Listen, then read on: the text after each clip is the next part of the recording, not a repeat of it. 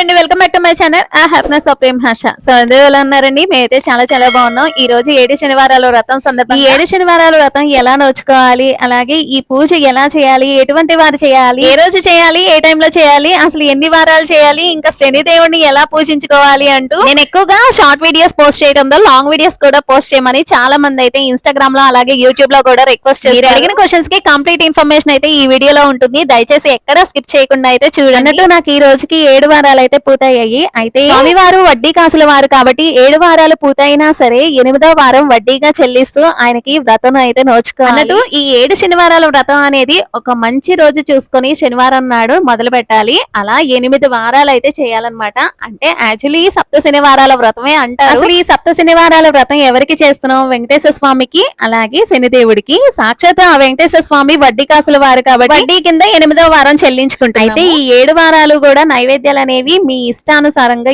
ఏదైనా పెట్టుకోవచ్చు స్వామివారికి. అయితే ఆఖరి వారం ఏదైతే ఉంటుందో పాలు పొంగించి చక్కగా పాయసమో పరమన్నమో ఏదో ఒకటి చేసుకొని స్వామివారికి నివేదించుకొని 7 రకాలు చేయగలిగే ఓపిక ఉంటే 7 రకాలు చేసుకొని అలాగే మన స్తోమతికి తగ్గట్టుగా నైవేద్యాలు ప్రిపేర్ చేసుకొని స్వామివారికి పెట్టుకున్నా సరిపోతుంది. మెయిన్ గా మనం ఈ వ్రతం నోచుకోవడానికి పిండి దీపం అలాగే 7 చిమ్మిరి ఉండలు ఉంటే సరిపోతుంది. ఇక పిండి దీపం ఎలా చేయాలంటే ఒక కప్పు బియ్య పిండిలో 2 టేబుల్ స్పూన్స్ బెల్లం పౌడర్ అలాగే కొంచెం అరటిపండు అలాగే ఆవు పాలు ఆవు నెయ్యి వేసి కొంచెం వాటర్ వేసుకొని పిండి ముద్దలాగా చేసుకొని ఒక చిన్న బౌలో లేకపోతే చిన్న కప్పు తీసుకొని దానిలో షేప్ తీసుకొని చక్కగా మనం ఇలా గరిట సహాయంతో గుంట పెట్టుకొని చక్కగా నూనె పోసుకోవడానికి మనం ఇలా పిండి దీపం అయితే ఈ షేప్ లో అయితే చేసుకోవచ్చు. పిండి దీపానికి పిండి అనేది ఎక్కువగా పలచగా అయితే కలపకూడదు, గట్టిగానే కలుపుకోవాలి. మీరు గట్టిగా కలిపితేనే పిండి అనేది గట్టిగా ఉండి ఎటువంటి క్రాక్స్ లేకుండా ఆయిల్ అనేది అబ్జర్వ్ చేయకుండా చక్కగా పిండి దీపం అనేది తయారు చేసుకోవచ్చు. ఇక చిమ్మరి ఉండల విషయానికి వస్తే చిమ్మరి ఉండలు అంటేనే నువ్వులు ఉండలు. ఈ నువ్వుల ఉండలు అనేవి మనకి తెల్ల నువ్వులు ఉంటాయి, నల్ల నువ్వులు ఉంటాయి. శనిదేవునికి నలుపు అంటే ప్రీతి కాబట్టి నల్ల నువ్వులతో నైవేద్యం అయితే నివేదిస్తూ ఉంటాయి. అయితే నేను ఇక్కడ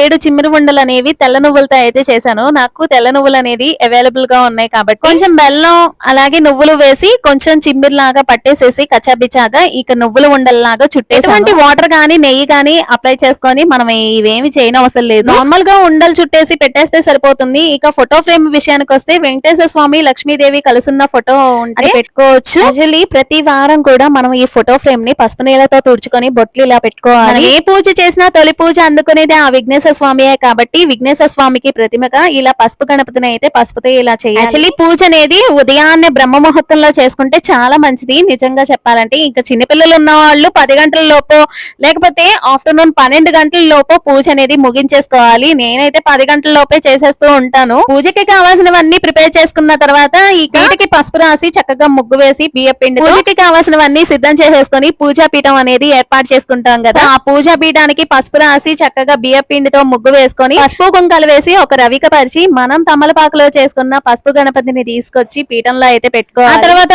స్వామివారిని తీసుకొచ్చి పీఠంలో అయితే పెట్టుకోవాలి. స్వామివారిని పీఠంలో తీసుకొచ్చే ముందు 3 గుప్పిళ్ళు బియ్యం అయితే చక్కగా స్వామివారి ఫ్రేమ్ కి తగ్గట్టుగా వేసుకొని స్వామివారిని అయితే ఆ తర్వాత పీఠంలో పెట్టుకోవాలి. పువ్వులు దొరకడం చాలా కష్టం. ఇక నాకు దొరకడం అయితే ఇంకా కన్నా కష్టం. మేము ఉండేది ఎక్కడో ద్వారకాలో ఉండేదన్నమాట. సో అందుకనే నాకు దొరికిన ఈ మందార పూలతో అయితే ఇలా స్వామివారిని అయితే డెకరేషన్ అయితే చేసుకున్నాను. పూజకి కావాల్సినవన్నీ కూడా సిద్ధం చేసేసుకున్నాను. ఇక నైవేద్యాల విషయానికి వస్తే మార్నింగ్ పూట నేను ఎప్పుడు కూడా పచ్చిపాలు అలాగే పానకమ్ము ఇంకా చలిమిడి వడపప్పు అలాగే అటుకుల ప్రసాదం ఇంకా చిమ్మిరి ఉండలు ఇవి మాత్రం మార్నింగ్ పూజలో కంపల్సరీగా అయితే పెడుతూ ఉంటాను. 7 చిమ్మిరి ఉండలు అనేవి ఖచ్చితంగా పెట్టాలి ఆ 7 కొండల స్వామి. అలాగే ఆ పానకంలో మనం ఖచ్చితంగా తులసి దళం అనేది వెయ్యాలన్నమాట. స్వామివారి దగ్గర తులసి దళం పెట్టుకుంటే చాలా మంచిది. అలాగే తులసి మాల దొరికితే ఇంకా మంచిది. మాకు ఇక్కడ అవేమీ దొరకవు కాబట్టి ఉన్న వాటితోనే నేను ఇలా సరిపెట్టేసి పూజలో అయితే నాకు తోచినంతలో స్వామి వారికి అయితే ఇలా పూజ అయితే చేసుకుంటున్నాను.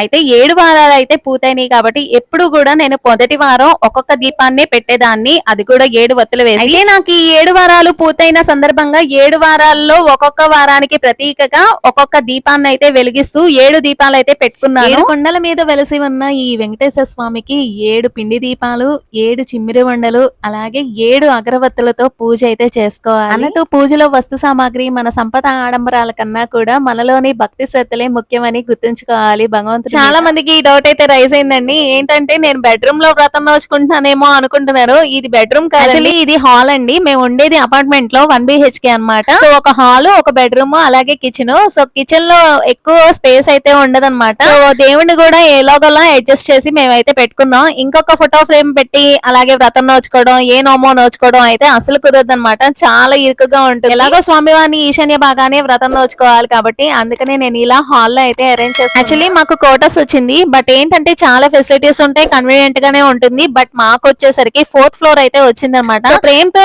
బాగా రిస్క్ అయిపోతుంది. ఇప్పటికీ మేము 4th ఫ్లోర్ లో ఉంటున్నామని క్వార్టర్స్ కి వెళ్ళిపోదాం అని చెప్పేసి డిసైడ్ అయ్యాం. కానీ ఏమైందంటే చివరికి 4th ఫ్లోరే వచ్చిందనమాట. వన్స్ 4th ఫ్లోర్ కి వెళ్ళామంటే ఇంకా బుక్ కావాల్సిందనమాట. కింద ఫ్లోర్ అయితే అసలు రాదు. మనకి కావాల్సిందల్లా 1st ఫ్లోర్, 2nd ఫ్లోర్ అలా ట్రై చేసాం కానీ రాలేదన్నమాట. సో అందుకని ఇక క్యాన్సిల్ చేసేసాం. మేము ఉంటున్న ఇల్లు వచ్చేసరికి కొంచెం ఓల్డ్ అపార్ట్మెంట్ అనమాట. 6 ఇయర్స్ నుంచి ఇదే ఫ్లాట్ లో ఉంటున్నాము. కానీ చాలా రిస్క్ పడిపోతున్నాం అనమాట. ఎలాగోలా చేంజ్ చేయాలి అని అనుకుంటున్నాము. ఇక వ్రతం బుక్ చదువుతున్నప్పుడు ఖచ్చితంగా నేను అష్టోత్తరాలు అలాగే సుప్రభాతాలు ఇవన్నీ కూడా పెడతానన్నమాట వెంకటేశ్వర స్వామికి. ఈలోగా నాకు 45 మినిట్స్ లో అయితే మొత్తం పూజ అంతా కూడా కంప్లీట్ అయిపోతుంది. మనం జస్ట్ విన్నా వినకపోయినా మనం ఏదైనా తప్పు చేసినా మన శ్లోకాల్లో గానీ అలాగే మనం పఠిస్తున్న మంత్రాలే గానీ ఏవన్నా గానీ మిస్టేక్స్ అయితే పడుతూ ఉంటాయి కదా. సో అందుకని ఎటువంటివి ఏమీ లేకుండా స్వామివారి కథ విన్నా చదువుకున్నా సరే ఆ పూజా ఫలితం అయితే ఉంటుంది కాబట్టి నేను అలా అయితే వింటూ ఉంటాను. కృష్ణ నీలాయ సిఖండాయ నిబాయ చ నమో నిర్మాంస దేహాయ దీర్ఘశ్రుతి చటాయ చ నమో విశాల నేత్రాయ శుష్కోదర భయానక నమః అంటూ దశరుడు చేసిన శని స్తోత్రం చెప్పుకుంటూ అలాగే వ్యాస మహర్షి చెప్పిన శని ధ్యాన శ్లోకము చదువుకుంటూ అలాగే శని షోడశ నామాలు కూడా చదువుకుంటూ మనం ఈ పూజ అయితే చక్కగా శనిదేవుని అనుగ్రహం అయితే పొందవచ్చు. ఇలా మనం శనిదేవుణ్ణి అలాగే అటు వెంకటేశ్వర స్వామిని ఇద్దరిని కూడా పూజించుకున్నట్లు అవుతుంది అనమాట. సో ఫైనల్ గా మనం పూజా వ్రతం బుక్ అంతా కంప్లీట్ అయిపోయిన తర్వాత స్వామి వారికి అయితే కొబ్బరికాయ కొట్టి హారతి అయితే ఇచ్చుకోవాలి. అయితే మనం ఈ హారతి అనేది ఇచ్చే లోపల మనం వ్రతం బుక్ చదివేటప్పుడు జాగ్రత్తగా పిండి దీపాలు అనేవి కొండెక్కకుండా చూసుకోవాలి. ఎందుకంటే ఆయిల్ అనేది ఇంకిపోతూ ఉంటుందన్నమాట. ఆయిల్ అనేది వడ్డించుకుంటూ ఉండాలి. వ్రతం అనేది పూర్తయ్యేంత వరకు కూడా ఆ దీపాలు అనేవి అలాగే వెలుగుతూ ఉండాలన్నమాట. అన్నట్టు నేను ఇక్కడ ఒక విషయం అయితే చెప్పడం మర్చిపోయాను. మనం వ్రతం అనేది స్టార్ట్ చేసిన మొదటి వారమే మనం ముడుపు అయితే కట్టుకోవాలి. ఆ ముడుపుని ప్రతి వారం కూడా పూజలో అయితే పెట్టుకోవాలి. సో ఆ ప్రతి వారం క్రమం తప్పకుండా ఆ పూజలో పెట్టుకొని మనకి ఏదైనా తీరని కోరిక ఆ ముడుపు కట్టేటప్పుడే మనం సంకల్పం అయితే చెప్పుకోవాలి. అంటే మనకి ఏదైనా తీరని కోరిక గురించి మనం స్వామి వారికి అయితే చెప్పుకొని స్వామివారి పాదాల దగ్గర ఉంచాలి ఆ ముడుపుని. ఆ ముడుపు ప్రతి వారం కూడా మనం క్రమం తప్పకుండా స్వామివారి పాదాల దగ్గర అయితే పెట్టుకొని వ్రతం నోచుకోవాలి. ఎందుకంటే మన సంకల్పం మంచిదైతే స్వామివారు అనుగ్రహిస్తారు. మీరు స్టార్ట్ చేసిన మొదటి వారమే కావచ్చు, లేకపోతే 7 వారాలు పూర్తయ్యే లోపలే అవ్వచ్చు, లేకపోతే మొత్తం 8 వారాలు కంప్లీట్ అయ్యి మీరు 7 కొండల వాడిని దర్శించుకున్నప్పుడు ఆ ముడుపు చెల్లించినప్పుడు తప్పకుండా మీ సంకల్పం అయితే నెరవేరుతుంది. ఆ శ్రీనివాసుడి ఆశీస్సులతో మనం కోరిన కోరిక అనేది తీరుస్తూ ఉంటాడు. స్వామివారు ఎంతో కలగా ఉన్నారు కదా ఈ దీపాల కాంతుల్లో. నాకైతే చాలా మనసుకి చాలా ప్రశాంతంగా అనిపించింది అనమాట. ఫైనల్ గా స్వామివారికి ఇలా సాంబ్రాణితో ధూపం అయితే వేయాలి. నిజంగా చెప్పాలంటే నాకు ఎంత టైం పట్టిందంటే అంత టైం పట్టింది. మోస్ట్లీ 2 months లో అయిపోవాల్సిన ఈ వ్రతం అనేది నాకు ఇంచుమించుగా 3 months అయితే పట్టింది. వ్రతం అనేది అంత ఈజీ కాదు చెప్తున్నాను. ఎందుకంటే నేను మొదటి వారం నోచుకున్నప్పుడు అనుకోకుండా మేము పిల్లలకి అక్షరాభ్యాసం చేయించడానికి బాసర అయితే వెళ్ళాం అనమాట. అనుకోకుండా ఊరికి వెళ్ళి అసలు నెల రోజులైతే అక్కడే ఉండిపోయాం అనమాట. అనుకోకుండా చేసిన ప్రయాణం అసలు ఇన్ని రోజులు అయితే పడుతుంది అని అనుకోలేదు. ఇక వచ్చి రాగానే 1 week కి ప్రేమ్ కి హెల్త్ ఇష్యూ అయింది. చాలా సీరియస్ అయిపోయింది. ఒక నెల రోజుల పాటు కోలుకోవడానికి చాలా కష్టమైంది అనమాట. అంత ట్రబుల్ లో మేమైతే వ్రతం అయితే ఏది చేయలేదన్నమాట. పూజలు కూడా స్టాప్ చేసేసాము. ఏడుకొండల స్వామి వ్రతం అనేది చాలా కష్టం అండి. నిజంగా చెప్తున్నాను. మీరు స్టార్ట్ చేసిన ప్రతి వారం కూడా ఏదో ఒక అవాంతరం అనేది ఏర్పడుతూనే ఉంటుంది. మీరు స్టార్ట్ చేయాలి అనుకున్నప్పుడు ఖచ్చితంగా ఏదో ఒక అవాంతరం అయితే సృష్టిస్తాడు దేవుడు. కానీ అది దాటుకొని మీరు ఒక దృఢ సంకల్పంతో ఈ వ్రతం నోచుకున్నారు, మీరు అనుకున్న కోరిక అనేది నెరవేరుతుంది అనమాట. తప్పకుండా ఈవినింగ్ అయ్యేసరికి పిండి దీపాలు అయితే ఇలా కొండేకేసి ఇలా అయితే ఉన్నాయి అనమాట. ఎప్పుడు కూడా ఈవినింగ్ పూట పిండి దీపాలు అయితే తీసేసి ఆవుకైతే పెట్టేస్తున్నాను. ఈ మధ్య ఆవు అయితే తినట్లేదు అనమాట. ఆయిల్ గా ఉంటుంది కాబట్టి పిండి దీపం అసలు తినట్లేదు. సో అందుకనే ఇక ఆరే నీళ్ళలో వదిలేద్దాం అని అనుకుంటున్నాను. ఇక స్వామివారికి అయితే ఈవినింగ్ పూట ఇలా అన్నవరం సత్యనారాయణ స్వామి ప్రసాదం అయితే చేసి ఇలా నైవేద్యం అయితే పెట్టానన్నమాట. చేసిన పూజా ఫలితాల వల్ల ఏమో తెలియదు కానీ మా ప్రేమలో వచ్చిన ఇంప్రూవ్మెంట్ అనేది మామూలుగా లేదనమాట. ఎంత ఇంప్రూవ్మెంట్ తెప్పించాడంటే ఆ దేవుడు. సో మీరే చూడండి, చాలా అంటే చాలా ఇంప్రూవ్మెంట్ వచ్చిందనమాట. పూజ పరిమాల నేను స్టార్ట్ చేయంగానే వచ్చేస్తాడనమాట. అమ్మ బొట్టు పెట్టు, హారతి ఇవ్వు, అలాగే గంట మోగించు అన్ని కూడా చెప్తూ ఉంటాడనమాట. తనకి స్పష్టంగా అయితే మాటలు రావట్లేదు. హర్షం చూస్తూ ట్రై చేస్తున్నాడు. సామి జేజీ అంటూ భజన అయితే చేస్తున్నాడు. చూసారు కదా. వీడియో కనుక మీకు నచ్చినట్లయితే చిన్న లైక్ ఇవ్వండి. అలాగే మీకు ఏమైనా డౌట్స్ ఉంటే కమెంట్ సెక్షన్ లో కమెంట్ చేయండి. ఇలాంటి మంచి వీడియోస్ కోసం మన ఛానల్ ని సబ్స్క్రైబ్ చేసేసుకోండి. నెక్స్ట్ వీడియోలో కలుసుకుందాం. ఓం నమో వెంకటేశాయ.